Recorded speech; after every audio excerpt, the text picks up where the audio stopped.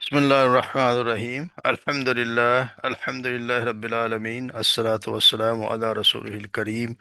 أشهد أن لا إله إلا الله وحده لا شريك له وأشهد أن محمدا عبده ورسوله نبينا محمد صلى الله عليه وسلم رب اشرح لي صدري ويسر لي أمري واحلل عقدة من لساني يفقهوا قولي ربنا زدنا علما اللهم فقهنا في الدين اللهم فقهنا في الدين۔ السلام علیکم ورحمۃ اللہ وبرکاتہ۔ امید ہے سب لوگ خیریت سے ہوں۔ اللہ تبارک و تعالی ہمارا وقت قبول فرما لے۔ نئی صورت کا آغاز کرتے ہیں پھر اس کے اعوذ باللہ من الشیطان الرجیم، بسم اللہ الرحمن الرحیم، حامیم والکتاب المبین إنا جعلناه قرآنا عربيا لعلكم تعقلون وإنه في أم الكتاب لدينا لعلي حكيم أفنضرب عنكم الذكر صفحا أن كنتم قوما مسرفين وَكَمْ أَرْسَلْنَا مِن نَّبِيٍّ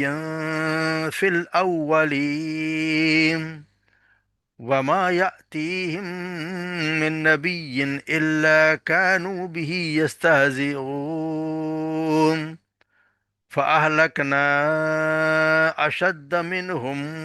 بَطْشًا وَمَضَىٰ مَثَلُ الْأَوَّلِينَ۔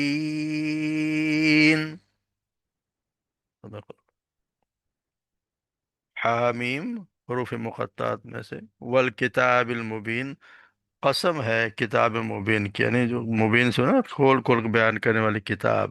انا جعلناہ، بے شک ہم نے، جعلناہ قرآنا، ہم نے بنایا اسے قرآن کو، عربی عربی زبان میں، لعلکم تعقلون تاکہ تم سمجھو۔ وَإِنَّهُ، اور بے شک یہ، فی الکتاب، الکتاب میں سے یعنی لوح محفوظ اصل کتاب میں لکھی ہوئی ہے، لدینا لعلی حکیم، اور یقیناً ہمارے پاس، لدینا ہمارے پاس، لعلی حکیم، یہ بہت زیادہ بلند اور حکمت والی ہے۔ افنضرب عنکم الذکر، افنضرب، کیا ہم روک لیں، عنکم تم سے، الذکر نصیحت کو یا ذکر کو، صفحاً اعراض کرتے ہوئے، ہے کہ ہم اعراض کرتے آپ سے ذکر کو، اس کی نصیحت کو روک دیں، ان کن تم قوم اس وجہ سے کہ تم ہو قوم مسرفین، نا یعنی کہ نافرمانی کرنے والے لوگ۔ وَكَمْ أَرْسَلْنَا مِن نبی، اور کم اور کتنے ہی، ارسلنا ہم نے بھیجے، من نبی نبیوں میں سے، فی الاولین پہلوں میں، وما یاتیہم اور نہیں آئے ان کے پاس، من نبی کوئی بھی نبی، الا مگر، کانو بھی یہ ان کا مذاق اڑایا کرتے تھے، مذاق اڑاتے تھے۔ فاہلکنا، پس ہلاک کر دیا ہم نے، اشد منہ، جو ان سے زیادہ سخت ہے، یعنی جو ان سے زیادہ طاقتور تھے مشرکین مکہ سے، بطشم و مدا، بطشم یعنی کہ ہم جو زیادہ طاقتور تھے ان سے، بطشم پکڑ، و مدا اور گزر چکی، مثل الاولین پہلے لوگوں کی مثال، نہ اللہ تبارک و تعالیٰ پہلے لوگوں کی مثال دیں تو سمجھایا کہ ان کو بھی ہم نے پکڑ کے ہلاک کر دیا۔ تم صحیح صحیح، یہ سورج جو آ رہی ہے سورہ زخرف، یہ اصل میں اس میں آگے آیت نمبر 35 میں لفظ آدھا زخرفہ، اس سے اس کا نام ماخوذ ہے۔ تو اس میں زمانہ نزول جو وہ تقریباً اس کا بھی وہی ہے جو پہلے حامیم سجدہ اور شورا و نازل ہوئی اس زمانے میں، جب کہ کفار مکہ جو آپ صلی اللہ علیہ وسلم کے جان کے در پہ تھے اور ان کی جان لینا چاہتے تھے، بہت زیادہ ان کی کہہ دیں کہ آپ صلی اللہ علیہ وسلم دعوت بہت زیادہ بڑھ چکی تھی، اور آپ اور بس سب اپنے محفل مشورے کیا کرتے تھے کہ آپ کو کس طرح ختم کیا جائے، اس زمانے کی یہ صورت ہے۔ اس میں موضوع بحث تو وہی ہے جو اب زیادہ تر مکہ کے کلام میں، مکہ میں جو بھی ہوئی ہیں صورتیں اتری ہیں جن کا توحید اور ان کے توحید اور رسالت اور قیامت کے ذکر اور ان کے جو بھی آ، جن پہ یہ پوجا کرتے تھے ان کے بارے میں، ان کے شرک اعتقاد کے بارے میں بتانا کہ ان کی کوئی حیثیت ہے نہیں۔ تو یعنی کہ اس طرح اللہ تبارک و تعالیٰ کہتے ہیں عربی زبان میں ہم نے تمہاری زبان میں یہ نازل کیا ہے، اور اتنے دل نشین طریقے سے کہ ان کی جو بھی کام کر رہے ہیں نامعقولیت کی تو بالکل واضح ہو گئی ہے، تاکہ معاشرے کا جو بھی فرد ہے جس سے تھوڑی بھی معقولیت موجود ہوگی، وہ پھر سوچنے پر مجبور ہو جائے کہ کیسی یہ جہالتیں ہیں جن سے ہماری قوم جن میں پڑی ہوئی ہے۔ تو کلام کا آغاز بھی اسی طرح کیا گیا کہ یہ کتاب کا نزول کیا ہم جو ہے وہ اس لیے پھر آگے روک دیں کہ یہ پہلے بتائیں کہ یہ قرآن جو ہے اللہ اللہ تبارک و تعالیٰ کی، کیا ہم اس لیے روک دیں کہ تم اس کے تمہارے شرارتیں بڑھتی جا رہی ہیں، تم اس کو ماننے کے لیے تیار نہیں ہو؟ اگر ایسا ہوتا تو بہت سے پہلے بھی انبیاء کرام آتے رہے ہیں،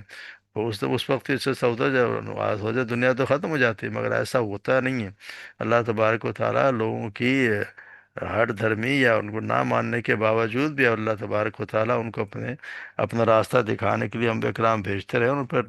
کتابیں صحیفے پہلے بھی نازل ہوتے رہے ہیں۔ یہ اللہ تبارک و تعالیٰ کی سنت نہیں ہے کہ ایسا کر دے تو ایسا ہو جائے کہ اللہ تبارک و تعالیٰ نصیحت ہی روک دے۔ ایسا کوئی ہے نا، پھر اللہ تبارک و تعالیٰ آگے یہی پوچھیں کہ کیا کچھ تمہارا جو پوچھ رہے ہو اس کی کوئی دلیل ہے یا نہیں ہے تمہارے پاس؟ تو ہم اس کا پھر صورت کا آغاز کرتے ہیں کہ اللہ تبارک و تعالیٰ، اور پھر اس کے صورت کے آخر میں اللہ تبارک و تعالیٰ کے یہ بھی بتایا گیا ہے کہ یہ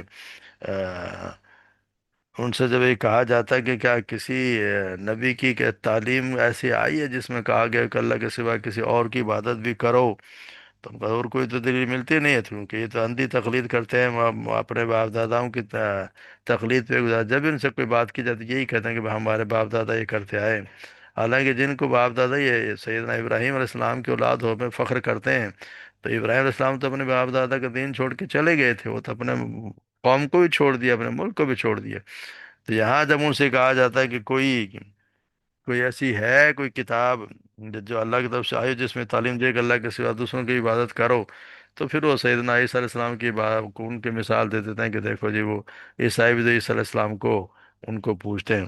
تو ان سے کہا سوال کہا ہی جا رہا ہے کہ سوال یہ نہیں تھا کہ کسی نبی کی امت نے شرک کیا یا نہیں، بلکہ سوال تو یہ تھا کہ خود کسی نبی نے شرک کی تعلیم دی ہے؟ آپ اس کو یہ کہہ رہے ہیں جی لوگوں نے پوچھنا شروع کر دیا، سیدنا عیسیٰ علیہ السلام نے تو کوئی تعلیم نہیں دی۔ تو اسی طرح پھر اللہ تبارک و تعالیٰ ان کا جواب دیتے ہیں، اور آخر میں بھی صاف صاف کہہ دیا گیا ہے کہ نہ تو اللہ تبارک و تعالیٰ کی کوئی اولاد ہے، نہ اس آسمان زمین میں کوئی اور الگ سے کوئی الہ ہے، نہ اللہ کا کوئی ایسا شفیع ہے سفارش کرنے والا جو جان بوجھ کے گمراہ کرنے والوں کو بھی جو گناہ اختیار کرے اور اس کو بھی اللہ کی سزا سے بچا لے۔ اس کی ذات ایسی ہے نہیں، وہ اکیلا ہے ساری کائنات کا مالک ہے، سارے اس کے بندے ہیں، تو نہ اس کے کوئی صفات میں نہ اس کے اختیارات میں کوئی شریک ہے، اور شفاعت بھی اس کے ہاں صرف وہی کر سکتے ہیں جو خود حق پرست ہوں، اور انہی کے لیے کر سکتے ہیں جنہوں نے دنیا میں حق پرست اختیار کی، ہر کسی کو تو سفارش کو اللہ نے اختیار نہیں دیا۔ تو ان باتیں ہمیں اس صورت میں سمجھائی گئی ہیں۔ تو آغاز ویسے روح مقدس جن کا بتا دیا گیا ہے کہ اللہ تبارک و تعالیٰ ہی اس کا علم جانتے ہیں، اس کے سوا کوئی نہیں جانتا، والکتاب المبین، اور یہاں قرآن کی کتاب مبین کی قسم کھائی گئی ہے، یعنی اللہ تبارک و تعالیٰ ہمیں تو حکم یہ ہے کہ ہم صرف اللہ کی یا نام کے اور اللہ کی صفات کی قسم کھا سکتے ہیں، اور اللہ تبارک و تعالیٰ جس کی چاہے قسم کھا لیں، مگر جس کی قسم کھائی جاتی ہے یقینی بات ہے کہ اس کی بھی بڑی اہمیت ہوتی ہے۔ تو یہاں قسم کھائے گی اس کتاب کی جو کتاب مبین ہے، جو کھول کھول کر بیان کرنے والی ہے۔ قسم یہ بات کی کھائی گئی کہ یہ کتاب جو کتاب مبین ہے، اور اس بات کی قسم ہم اٹھا رہے ہیں کہ اس میں صاف صاف بیان کر دیا گیا ہے۔ اور قسم کس بات کی کھائی گئی ہے کہ وَإِنَّا جَعَلْنَاهُ قُرْآنًا عَرَبِيًّا، کہ ہم نے اسے اتارا، یعنی قرآن قسم اس بات کی کھائی گئی یہ یقین دلانے کے لیے کیا قسم کھائی گئی کہ یہ قرآن جو عربی میں نازل ہوا ہے یہ ہم نے اتارا ہے۔ انا جالنا، کیونکہ کہا ہی کرتے تھے کہ عربی زبان میں ہے تو یہ آپ سب نے خود سے گھڑ لیا ہے۔ تو یہ اللہ تبارک و تعالیٰ قسم کھا کے کہتے ہیں کہ یہ کتاب اسے ہم نے نازل کیا، ہم نے اتارا ہے، اور عربی اللہ علکم تھا، اور عربی زبان میں ہے تاکہ تم اسے سمجھو۔ تو یا انا جعلناہ عربی لعلکم تعقلون، عربی زبان کا مطلب کسی ہے کہ یہ کسی غیر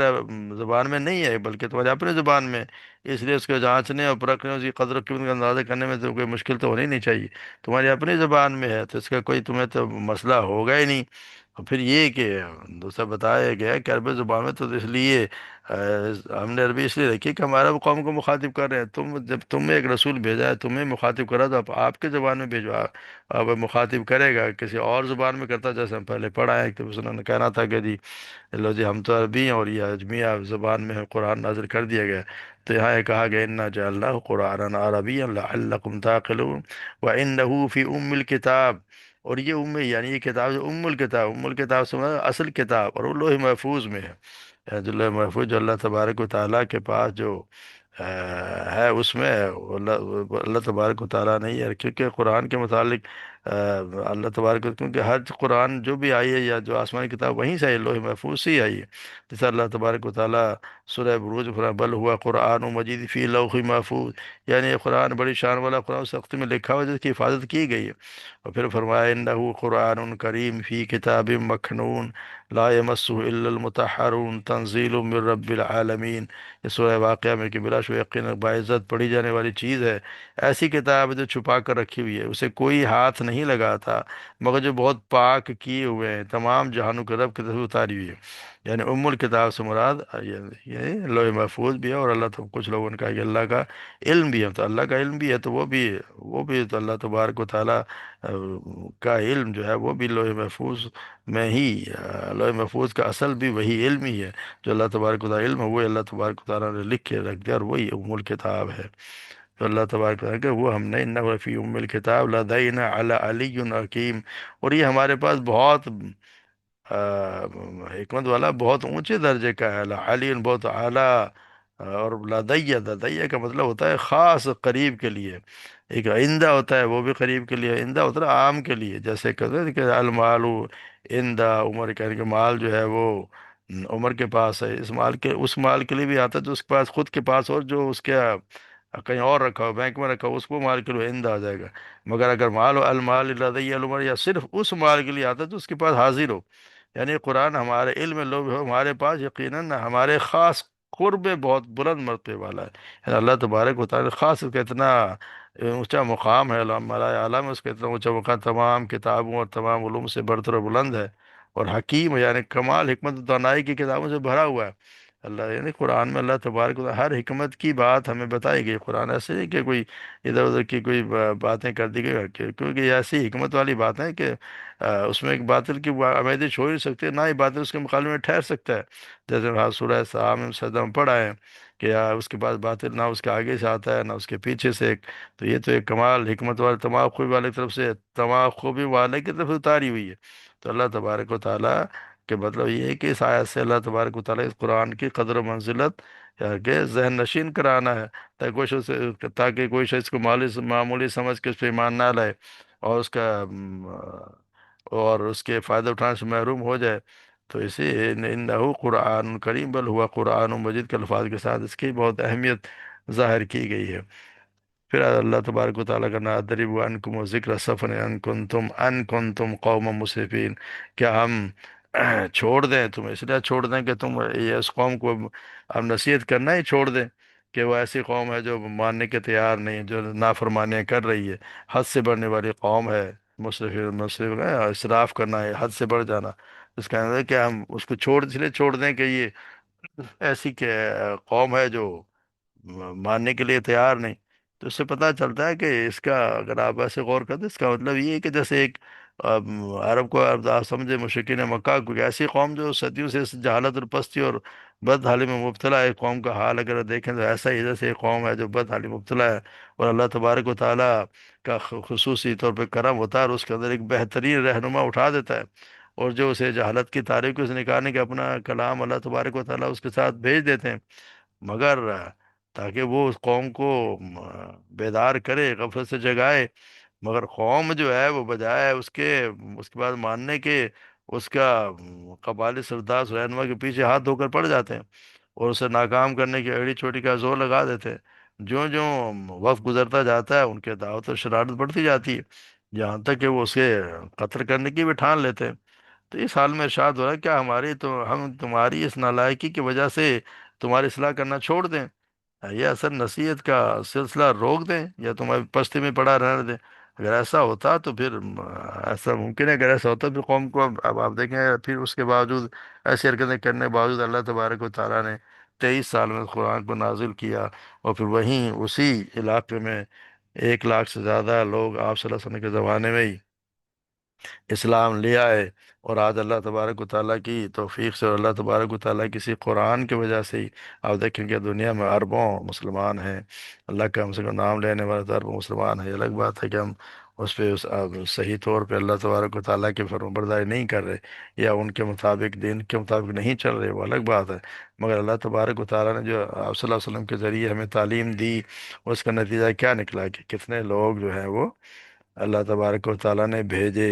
کہ کتنے لوگ مسلمان کر دیے۔ اور وہ اللہ تعالیٰ اس طرح رہتے ہیں، وَكَمْ أَرْسَلْنَا مِن نَبِيٍّ فِي الْأَوَّلِ، ہم نے آپ سے پہلے بھی ایسے نبی ہم بھجواتے رہے ہیں، ان کے ساتھ بھی ایسا ہی ہوتا رہا، یہ آپ کے ساتھ کوئی نیا نہیں ہو رہا۔ وَمَا يَأْتِي مِن نَبِيٍّ إِلَّا كَانُوا بِهِ يَسْتَهْزِئُونَ، یہ کوئی آپ کے ساتھ ایسا نہیں ہو رہا، ان نبیوں کے ساتھ بھی ایسا ہی ہوتا رہا۔ یہ آپ صلی اللہ علیہ وسلم کے لیے تسلی ہے کہ، یا اور جھٹلانے والوں کے لیے تنبیہ ہے، کیونکہ آپ کو کہہ دیا کہ آپ سے پہلے کوئی نبی نہیں بھیجا جس کو جھٹلایا نہ گیا ہو، جس کا مذاق نہ اڑایا گیا ہو، جس کو تکالیف میں مبتلا نہ کیا گیا ہو۔ تو اور پھر ان کے لیے، کفار مکہ کے لیے، ان کے لیے تنبیہ ہے، کیونکہ اللہ تبارک اہلکنا اشد منہم بطشا ومضى فصل الاولین، اور ہم نے ان کو ہلاک کر دیا، تم تو ان کے مقابلے میں کچھ بھی نہیں ہو، تم تو اشیر بھی نہیں ہو۔ ان کی مثالیں جیسے قوم عاد و سمود، کتنے بڑی بڑی قومیں تھیں، کیا کچھ ان کے پاس نہیں تھا، تم تو ان کے مقابلے کچھ ہے ہی نہیں، تم 10واں حصہ بھی نہیں ہو۔ اور اللہ تبارک و تعالیٰ کہہ رہے ہیں ہم ان کے پہلے قرآن میں ایسے پہلے لوگوں کی مثال گزر چکی ہے، یعنی ان کے لوگوں کا حال گزر چکا ہے، جیسے جیسے قوم ہے، یعنی کہ ایسے لوگوں کی مثال چل پڑی، ان کے قصے مشہور ہیں جنہیں لوگ نسل در نسل یاد کرتے آ رہے ہیں۔ تو تمہیں بھی یہ ہوش آ جانا چاہیے کہ اگر جو اللہ کے نبی کی بات نہ مانے، اور اس کے احکامات پہ نہ چلے، کی مخالفت کرے، اور اتنی زیادہ مخالفت کرے کہ ان کے قرآن کا بھی مذاق بڑھا دے، نبی کی ذات کا بھی مذاق اڑائے، پھر اللہ تبارک و تعالیٰ ایسی قوموں کو سزا ضرور دیتے ہیں، پھر سزا یہی ہوتی ہے کہ اس قوم کو تباہ کر دیا جاتا ہے۔ اور اللہ تبارک و تعالیٰ نے یہ خصوصی کرم، اور کہ اللہ تبارک و تعالیٰ نے کہ ان کو ٹھیک ہے، وقتی تو وقتاً فوقتاً ان کو سزائیں دیتے رہے، اور جو چھوٹی چھوٹی سزائیں یا بڑی سزائیں یا دنیا میں دیں، جنگ بدر میں دی، اور پھر مکہ فتح بھی ہو گیا، اور اللہ تبارک و تعالیٰ ان کی زندگی، آپ صلی اللہ علیہ وسلم ان کے کفار نے بھی دیکھ لیا، اور زیادہ تر اکثر زیادہ مسلمان ہی ہو گئے۔ اور اللہ تبارک و تعالیٰ کے فضل و کرم سے آپ صلی اللہ علیہ وسلم نے خصوصی کرم فرمایا، اور فتح مکہ پہ سب کو معاف فرما دیا، اور سب مسلمان بھی، اگر آج اس علاقے میں الحمدللہ الحمدللہ سب مسلمان ہی ہیں۔ تو اللہ تبارک و تعالیٰ کا یہ کہنا ہے کہ اگر ہم، یعنی اللہ تبارک و تعالیٰ ہماری نافرمانی کے باوجود بھی، اللہ تبارک و تعالیٰ نے ہمیں ہدایت دیتے رہتے ہیں، اللہ تبارک و تعالیٰ نے انتظام رکھا ہے۔ ابھی ہم کتنے نافرمانی کریں، مگر قرآن مجید ہمارے پاس موجود ہے، قرآن ہمارے پاس محفوظ ہے اپنی اصلی حالت میں، جو بھی اس سے نصیحت حاصل کرنا چاہے اب بھی کر سکتا ہے۔ اور آج کل تو بہت آسان ہو گیا کہ اب ہم دور جہاں سے بیٹھے پڑھ سکتے ہیں، لوگوں سے تعلیم لے سکتے ہیں۔ تو کوشش یہ کرنی چاہیے کسی، کیونکہ اصل تو یہی قرآن ہے، کتاب اسی سے اتاری گئی ہے، اور یہی ہے جس میں ساری نصیحتیں اور اللہ تبارک و تعالیٰ کے احکامات، زندگی گزارنے کا طریقہ اور آخرت میں کامیابی کا طریقہ اسی قرآن کے ذریعے ہمیں ملے گا۔ اللہ تبارک و تعالیٰ ہمیں صحیح سمجھ عطا فرمائے، اس پر عمل کرنے کی توفیق عطا فرمائے۔ وما علینا الا البلاغ۔